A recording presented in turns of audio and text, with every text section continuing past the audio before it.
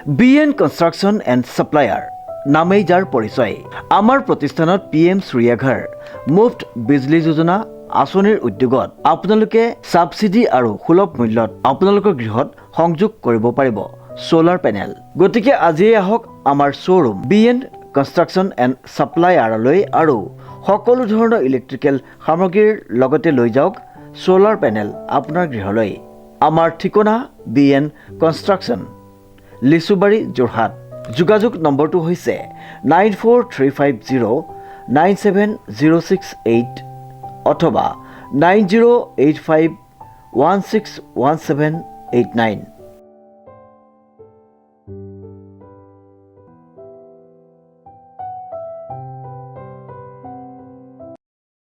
নমস্কাৰ, news now দৰ্শকসকলক স্বাগতম জনাই ষ্টুডিঅ'ৰ মজিয়াত মই লিপিকা। চাওঁ কি আছে আজিৰ সংবাদত। 18 মাৰ্চ মঙলবাৰে দেৱীচৰণ বৰুৱা ছাত্ৰী মহাবিদ্যালয়ৰ অন্যতম প্ৰতিষ্ঠাপক দাতা প্ৰয়াত দেৱপ্ৰসাদ বৰুৱাদেৱৰ সুযোগ্য সন্তান ৰুণিমা কাকতিয়ে আগবঢ়োৱা পুঁজিৰে নিৰ্মিত মহাবিদ্যালয়ৰ গ্ৰন্থাগাৰৰ পৰিবৰ্ধিত অংশটি আনুষ্ঠানিকভাৱে উদ্ঘাটনৰ সন্দৰ্ভত যোৰহাট প্ৰেছ ক্লাবত এখনি সংবাদমেলৰ সম্বোধন কৰা হয়। নিউজ নাওৰ এক বিশেষ প্ৰতিবেদন। 18 মাৰ্চ মঙলবাৰে দেৱীচৰণ বৰুৱা ছাত্ৰী মহাবিদ্যালয়ৰ অন্যতম প্ৰতিষ্ঠাপক দাতা প্ৰয়াত দেৱপ্ৰসাদ বৰুৱাদেৱৰ সুযোগ্য সন্তান ৰুণিমা কাকতিয়ে আগবঢ়োৱা পুঁজিৰে নিৰ্মিত মহাবিদ্যালয়ৰ গ্ৰন্থাগাৰৰ পৰিবৰ্ধিত অংশটি আনুষ্ঠানিকভাৱে উদ্ঘাটনৰ সন্দৰ্ভত যোৰহাট প্ৰেছ ক্লাবত এখনি সংবাদমেল সম্বোধন কৰা হয়। এগৰাকী বিশিষ্ট ব্যক্তি আজি আমাৰ মাজত আছে। তেখেতক মই আৰম্ভণিতে আপোনালোকৰ লগত মই পৰিচয় কৰাই দিব কৈছোঁ। তেখেত হ'ল শ্ৰীযুতা ৰুণিমা কাকতি, যোৰহাটৰ তৰাজাতৰ জীয়াৰী আৰু গোলাঘাটৰ বোৱাৰী। কিন্তু এতিয়া নাগৰিকত্ব সূত্ৰে তেওঁ এগৰাকী ব্ৰিটিছ নাগৰিক। তেখেতৰ স্বামী ডক্টৰ প্ৰকাশ কাকতি এই ডিব্ৰুগড় অসম চিকিৎসা মহাবিদ্যালয়ৰ পৰাই তেখেতে স্নাতক ডিগ্ৰী লাভ কৰিছিলে। পাছত তেওঁ কৰ্মস্থান হিচাপে ইংলেণ্ডখন নিৰ্বাচন কৰি ল'লে। বহু বছৰ ধৰি য়ৰ্কশ্বায়াৰত তেখেত জেনেৰেল ফিজিচিয়ান আছিলে আৰু তেখেতে ইমান সুনাম অৰ্জন কৰিলে চিকিৎসক হিচাপে, এইটো আমাৰ কাৰণে অত্যন্ত গৌৰৱৰ বিষয়। ইংলেণ্ডৰ ৰাণীয়ে তেখেতক MB উপাধিটো প্ৰদান কৰিছিলে। আমাৰ যেনেকৈ পদ্মশ্ৰী পদ্মভূষণ থাকে, তাত MBটো আমাৰ পদ্মশ্ৰীৰ সমকক্ষ। যে অসমীয়া চিকিৎসক এজনে MB উপাধি লাভ কৰা কথাটো সেই সময়ত অসমীয়া বাতৰি কাকতবিলাকত সেইটো বাতৰি হিচাপে প্ৰকাশিত হৈছিলে। কিন্তু বাইদেউৰ পৰিচয়টো হ'ল তেওঁৰ জন্ম 1951 চনৰ 23 জানুৱাৰী এই যোৰহাটতে জন্ম। তাৰপিছতে যোৰহাট চৰকাৰী বালিকা বিদ্যালয়ত পঢ়িছিলে। তাৰপিছত তেখেতে কলেজীয়া শিক্ষা লাভ কৰিলে কলিকতাৰ শিক্ষায়তন নামৰ মহাবিদ্যালয়খনত। সেইখন বিৰলা গ্ৰুপৰ আছিলে। উল্লেখযোগ্য যে যোৰহাট প্ৰেছ ক্লাবৰ প্ৰেক্ষাগৃহত আয়োজিত সংবাদমেলখনিত দেৱীচৰণ বৰুৱা ছাত্ৰী মহাবিদ্যালয়ৰ অন্যতম প্ৰতিষ্ঠাপক দাতা প্ৰয়াত দেৱপ্ৰসাদ বৰুৱাদেৱৰ সুযোগ্য সন্তান শ্ৰীযুতা ৰুণিমা কাকতিয়ে আগবঢ়োৱা পুঁজিৰে নিৰ্মিত মহাবিদ্যালয়খনিৰ গ্ৰন্থাগাৰৰ পৰিৱৰ্তিত অংশটি 19 মাৰ্চ বুধবাৰে আনুষ্ঠানিকভাৱে দ্বাৰ উদ্ঘাটন কৰা হ'ব। অসম সাহিত্য সভাৰ মাননীয় সভাপতি ডক্টৰ বসন্ত কুমাৰ গোস্বামী ছাৰ, তেখেত সেইখন মহাবিদ্যালয়ৰে অধ্যাপক হিচাপে তাৰ পৰা অৱগ্ৰহণ কৰিছিলে। নহয়, বৰদেউতাৰ আৰু বহুত পৰিচয় আছে। তেখেত অসম সাহিত্য সভাৰ এজন খুব সক্ৰিয় কৰ্মী আছিলে আৰু জ্যেষ্ঠ কৰ্মী আছিলে। যেতিয়া আমাৰ অসম কাকতখন যেতিয়া আমি উলিয়াবলৈ মনোজ গোস্বামী, মই একদম ভেটুৱাৰ কথা কৈছোঁ, মনোজ গোস্বামী আৰু মই তেতিয়া সম্পাদক বিচাৰি ফুৰিছোঁ গুৱাহাটীত। গৌৰী শংকৰ কলিতা আছিলে নৰ্থ ইষ্ট টাইমছৰ এক্সিকিউটিভ। তেতিয়া জিএল আগৰৱালা ডাঙৰীয়াই বিচাৰিলে যে বীৰেন্দ্ৰ কুমাৰ ভট্টাচাৰ্য আমাৰ অসম কাকতৰ সম্পাদক হওক। তেতিয়া মনোজ আৰু মই বীৰেন্দ্ৰ ভট্টাচাৰ্য ছাৰৰ তালৈ গ'লোঁ, এই খাৰঘুলি পাহাৰৰ ওপৰত ঘৰটো, ব্ৰহ্মপুত্ৰখন ভালকৈ দেখি দেখি। তেতিয়া বীৰেন্দ্ৰ ভট্টাচাৰ্য ছাৰে ক'ৰ এনেকৈ খা খবৰ লৈছে। তেতিয়া মই ক'লোঁ যে মই যোৰহাটৰ, মই সুমন্ত চলিহা। বোলে তুমি কাৰ ঘৰ? মই দেৱীচৰণ বৰুৱাৰ নাতি। তাৰমানে তুমি দেৱদাৰ ভতিজা? বোলো হয় ছাৰ। বোলে মোক সাহিত্য সভালৈ দুজন মানুহৰ কাৰণে মই সাহিত্য সভালৈ আহিছিলোঁ। সেই দুজন হ'ল এজন দেৱপ্ৰসাদ বৰুৱা আৰু এজন হ'ল অৰুণ গোস্বামী। এই আমাৰ JB কলেজৰ অধ্যাপক আছিলে অৰুণ গোস্বামী ছাৰ। আৰু 1968 চনত যেতিয়া অসম সাহিত্য সভাই সাহিত্যৰথী লক্ষ্মীনাথ বেজবৰুৱাৰ শতবাৰ্ষিকী, সেই প্ৰথম শতবাৰ্ষিকী শব্দটো আমি অলপ জনা হোৱাত প্ৰথমবাৰ পাইছোঁ। 1964 চনত দেৱীচৰণ বৰুৱাৰ শতবাৰ্ষিকী হৈছিলে। সেইটো সময়ত সুধাকণ্ঠ ভূপেন হাজৰিকাদেৱ আহি আমাৰ ঘৰতে আছিলে তৰাজনৰ ঘৰত। আৰু আপোনালোকে হয়তো এইবিলাক মই ছাইড ষ্টৰী কিছুমান কৈ গৈছোঁ এতিয়া প্ৰসংগক্ৰমে। ভূপেন দাই সেই দেৱীচৰণ বৰুৱা শতবাৰ্ষিকীত এখন যে গাৰ্লছ কলেজত এটা মানে অনুষ্ঠান কৰিব, তাৰ কাৰণে এটা গান লিখি উলিয়াইছিলে। সেই গানটো হ'ল নেকান্দিবা নেকান্দিবা মোৰে নতুন কইনা, পাহাৰ বগাই ধৰি আনি মেটি জীয়া মইনা মইনা নেকান্দিবা কইনা। সেই গানটো প্ৰথমবাৰৰ কাৰণে দেৱীচৰণ বৰুৱা কলেজৰ, সেইটো ককাৰ শতবাৰ্ষিকী। তেতিয়া আমি সৰু, শতবৰ্ষ কি বস্তু আমি বুজি নাপাইছিলোঁ। কিন্তু 1968 চনত যেতিয়া যোৰহাটত কেন্দ্ৰীয়ভাৱে সাহিত্যৰথী লক্ষ্মীনাথ বেজবৰুৱাৰ শতবৰ্ষ অনুষ্ঠানটোৰ আয়োজন কৰা হ'ল, খুব আড়ম্বৰপূৰ্ণভাৱে কৰিছিলে। তাত বৰদেউতাই কোষাধ্যক্ষৰ দায়িত্ব লৈছিলে।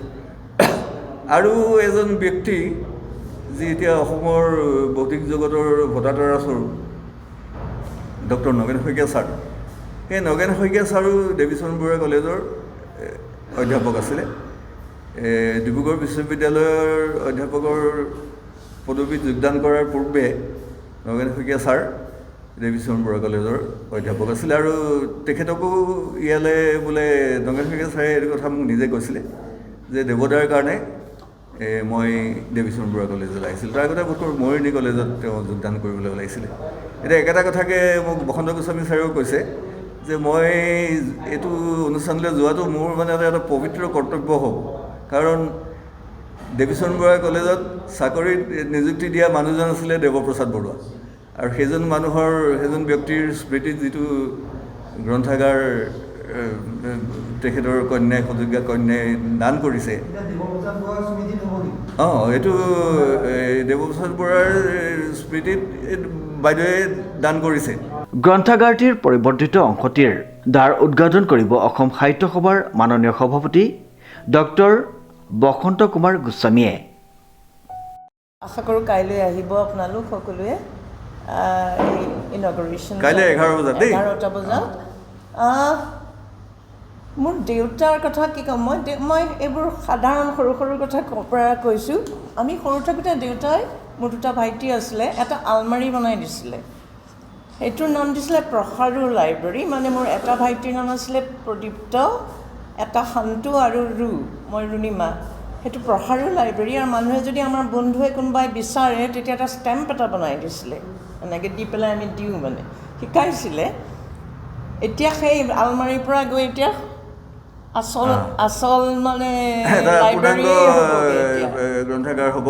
আৰু দেউতাৰ এটা খুব ছবিৰ ওপৰত ইণ্টাৰেষ্ট আছিলে।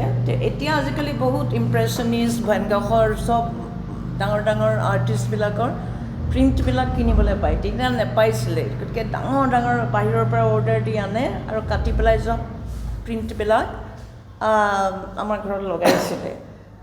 আৰু মোৰ এতিয়াও মনত আছে ভেন গখৰ এখন বিখ্যাত ছবি এখন অভয় দুৱৰা বুলি আৰ্টিষ্ট আছিলে, তেখেতৰ হয়তোৱাই অঁকাইছিলে আৰু আমাৰ তৰাজানৰ ঘৰৰ ফায়াৰ প্লেচৰ ওপৰত থৈছিলে। আৰু সেইটো ভাবিয়েই মই দুখন ডাঙৰ ডাঙৰ পেইণ্টিং লণ্ডনৰ পৰা লৈ আহিছিলোঁ। মই এয়াৰপৰ্টৰ পৰা আহি থাকোঁতে পাহৰি আহিলোঁ, কিন্তু কলিকতাৰ পৰা আহি আছে। আশা কৰোঁ আজি যদি কেনেবাকৈ পায়হি তেতিয়াহ'লে কাইলৈ লগাই দিম, নহ'লে আৰু কি কৰিম আৰু পিছত লগাব লাগিব। সেই দুখনৰ এখনৰ নাম আছে, দুইখনেই এবষ্ট্ৰেক্ট। এখনৰ নাম উইমেনছ এম্পাৱাৰমেণ্ট আৰু এখনৰ নাম stages, 3 stages of a woman's life। আৰুনো কি ক'ম আপোনালোকক মই। দেউতা was a man of simple living and high thinking। মানে দেউতা সাংঘাতিক অনেষ্ট আছিলে। আমি খুব ভয় কৰিছিলোঁ। মাৰ লগতহে বেছি আমাৰ সম্পৰ্কটো আছিলে। কিন্তু আই মাষ্ট চে সেইটোতে যে behind every great men is a strong women, আৰু মোৰ সেয়া মা আছিলে। উল্লেখযোগ্য যে দেৱীচৰণ বৰুৱা ছাত্ৰী মহাবিদ্যালয়ৰ অন্যতম প্ৰতিষ্ঠাপক দাতা প্ৰয়াত দেৱপ্ৰসাদ বৰুৱাৰ লণ্ডন নিবাসী কন্যা শ্ৰীমতী ৰুণিমা কাকতিৰ দানেৰে নিৰ্মিত মহাবিদ্যালয়খনিৰ গ্ৰন্থাগাৰৰ পৰিৱৰ্তিত অংশটিৰ পবিত্ৰ উদ্বোধনী অনুষ্ঠানটিত সমূহ যোৰহাটবাসীৰ উপস্থিতি আৰু সহায় সহযোগিতা কামনা কৰিছে। উক্ত সংবাদমেলখনিত উপস্থিত আছিল দাতাপক্ষৰ হৈ শ্ৰীযুত সুমন্ত চলিহা, বিশিষ্ট চিকিৎসক মিৰান্দা দত্ত, বিশিষ্ট পৰ্বতাৰোহী ৰূপামণি দত্ত। তেতিয়া তাত দেৱীচৰণ বৰুৱাদেৱৰ ৰচনা ওলাইছিলে আৰু 1885 চনত যেতিয়া কলিকতাত ভাৰতীয় জাতীয় কংগ্ৰেছৰ দ্বিতীয়খন অধিৱেশন হৈছিলে, সেইটো সময়ত ককা এজন ছাত্ৰ আছিলে কলিকতাত, কিন্তু অসমক প্ৰতিনিধিত্ব কৰি তাত তেখেতে অসমৰ উন্নতিৰ কল্পে বক্তব্য দাঙি ধৰিছিলে ভাৰতীয় জাতীয় কংগ্ৰেছৰ দ্বিতীয়খন অধিৱেশনত। এইখিনি কথা লিপিবদ্ধ হৈ আছে।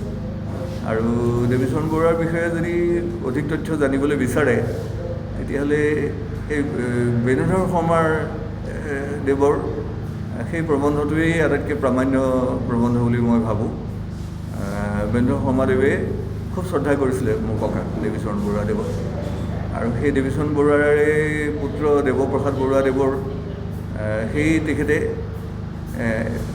গোটেইকেইজন পুত্ৰই, মোৰ দেউতাই ইমান